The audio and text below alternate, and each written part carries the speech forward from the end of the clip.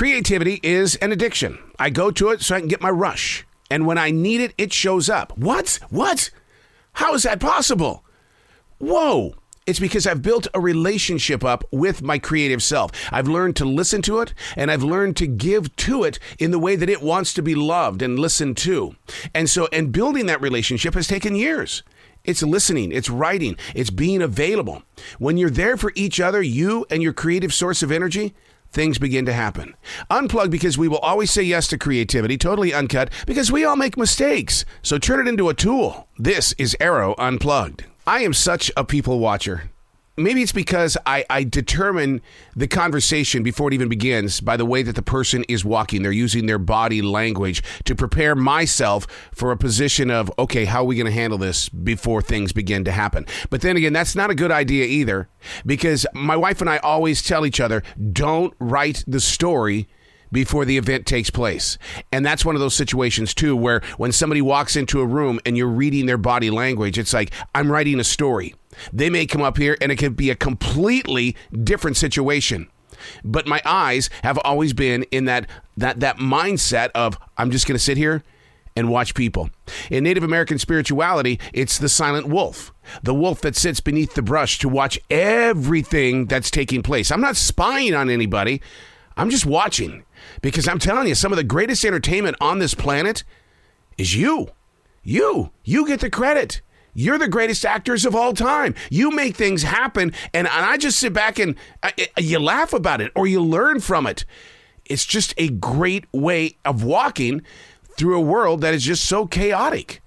And then as a silent watcher, you've got controlled chaos. Hey, it's Arroe. This is The Choice. This is what I was writing while the sun was waking up on a brilliant new day. And today we are reading from September 15th, 2022.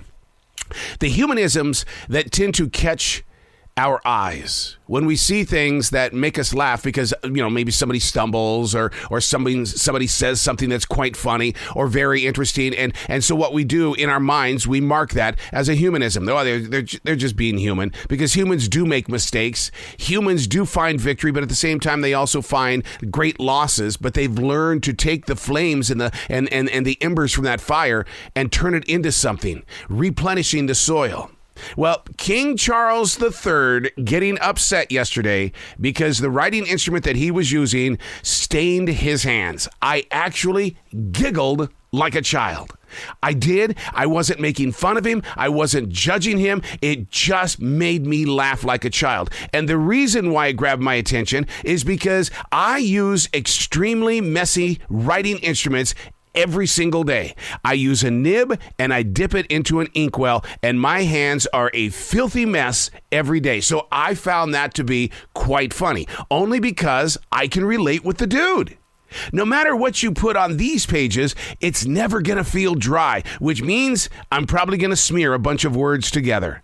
And when it stains my fingers, in all honesty, I don't get angry, because I look at my fingers and go, wow, I wrote today.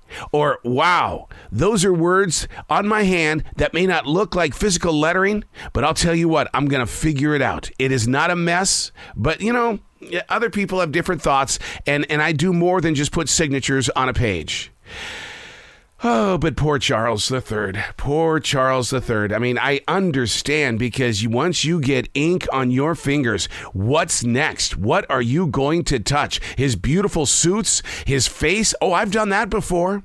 I've had ink on my fingers and totally forgot that it was still wet, and I'm sitting here rubbing my face, and I look at myself in the mirror and it's like, whoa, my goodness. The humanisms. And do you laugh about it? Or do you instantly go into judgment? And I did not want to be that guy that when he saw Charles on the video that was broadcast on the Fox Broadcasting Network, I didn't want to be that guy that was going to go, poor Charles. Oh, got ink on. No, I laughed, because it's a moment of discomfort, maybe for some, but to those that do it every day, it was like, yeah, my God, I understand where you are. I can relate. Now let's get that ink off your hands, dude, because you're not going to put it all over that beautiful suit. And maybe that needs to be the challenge for the day. To be able to be and give yourself permission to become the people watcher, but not the people judger. To be able to tell the difference between just being a watcher instead of going, well, you're not going to believe what I just saw on Facebook. So like yesterday, I'll give you a good example. I always get these phone calls from these very innocent employees that claim they want to buy your home.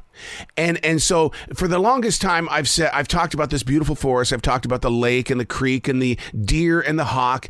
And then I put this unbelievable price tag on this home, and then they hang up. Well, yesterday, the way that I handled it, because I was just wanting to have some fun, is I talked about how many grocery stores there are around me and how close they are to me, and that the accessibility of so many other things. And all of a sudden the guy goes, I think we're interested in this house. And it's like, oh my God. I, in my everyday world, see the grand beauty that nature presents, and for some reason I couldn't get them to understand that how valuable that is to me. And yet I talk about a grocery store being nearby, and that's what they found value in.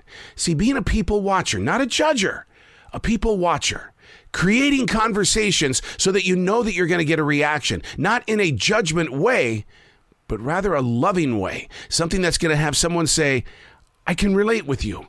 Yeah, I'm not alone. I'm Arroe, and that's what I was writing while the sun was waking up on a brilliant new day.